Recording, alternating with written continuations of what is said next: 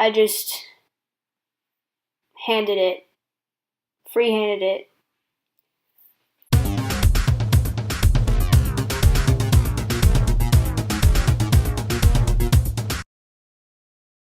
Hey guys, Tera here. Welcome back to the Legit Randomness channel. In this video, I'll be making a really nice flower wreath. And the first thing you'd want to do is make a circle. So I decided I could use a little jewelry box thing that I have. So it's on a complete circle. It's flat on the bottom. So I thought I'd just sketch out the lower part of the circle. I traced the circle part and then I sketched out. I just freehanded it, and I think it looks pretty good. So the circle doesn't have to be too perfect. Also, remember when you're making the circle, don't draw it too hard because we don't want the circle showing up when you're drawing the flowers. Make sure it's light. And here, as you can see, I'm trying to sketch out the lower part.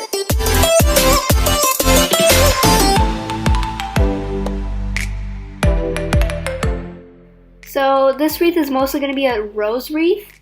So when you draw a rose, you want to start out by making a little swirl. Just like that. And then next thing you want to do is make the petals. So you have to make little curves over the little swirl and then connect them with a little smiley face type thing.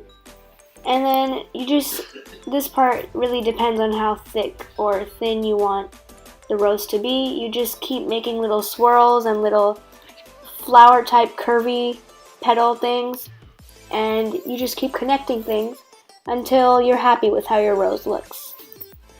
Next, you have to make the leaves of the rose.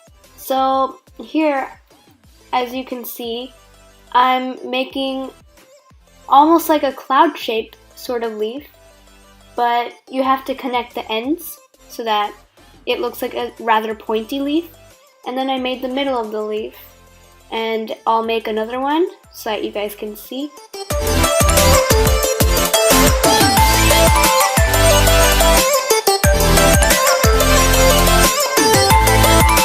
And then I decided that roses look really pretty in bunches, so I made another swirl with more petals to make another rose.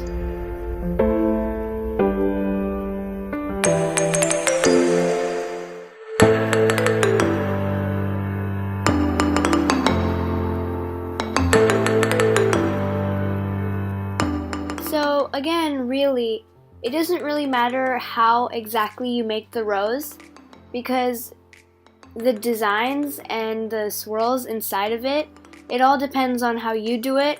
Of course, no rose is the same. All of them are different in their own way. So it really depends on how thick you want your rose to be, or if you want your rose to be really thin. I personally like my roses to be pretty thick, so I made them really full looking. So next, as you can see here, I'm adding a few more details. I'm making this sort of leaf thing where, you know, there's like a branch and there are little leaves coming out of it.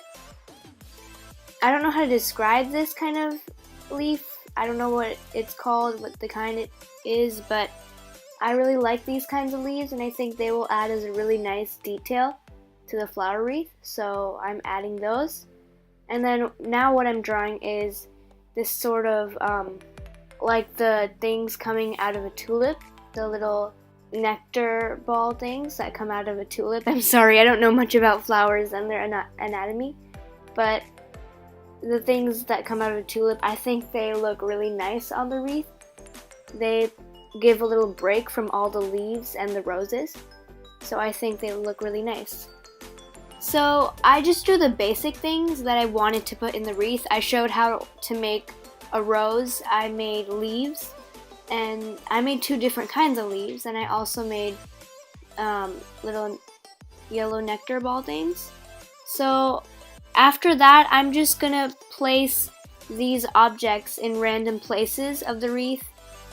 As you can see, I've got a rose another rose going on down here. And then after that, I'll put more roses around the circle. I'll put more leaves. I'll put more tulip nectar things. Again, I'm sorry, I really don't know what that is. If you know what I'm trying to describe, please comment down below and let me know. I need to learn more about flowers and their anatomy. But anyway, I'll just put these roses and these leaves in random places in the wreath, and that's it. You're done with your wreath, basically. So I'm just going to speed through the rest of this. I'll just continue drawing the flowers, the roses, and the leaves. And you can see where I place certain objects.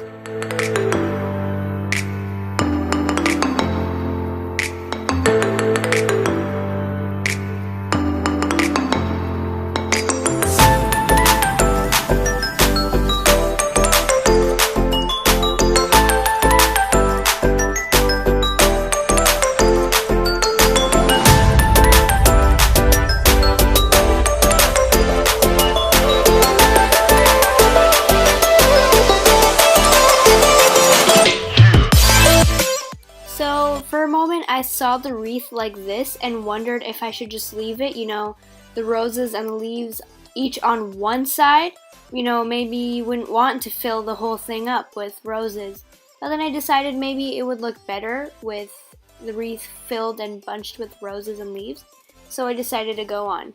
For those of you who don't want your wreath to be too filled up and too rosy or too bunchy with flowers, if you don't want your wreath to be too busy, feel free to stop at just filling up your wreath with flowers at just one side.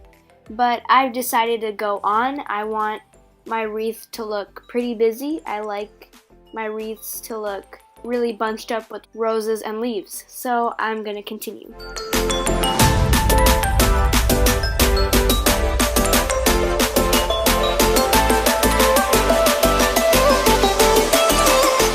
Okay guys, so just wrapping up the flower wreath. I'm finishing up with the last flower. I think I should make a video on how to color this. But as you can see, the reason why I told you before not to make the circle, like the lining, too dark is because you wouldn't want to see the circle. So I tried not to make it that dark. If you like this wreath, please like this video too. Please comment down below on if you would want me to make a video on how to color this, because I would certainly love to. Please subscribe to keep up with our video uploads. We like doing a lot of DIYs. We do animations. We do really funny stuff too. We like gaming as well. So if you're into that kind of stuff, please subscribe. It really helps us. Thanks for watching this video, and we will be back with another video real soon.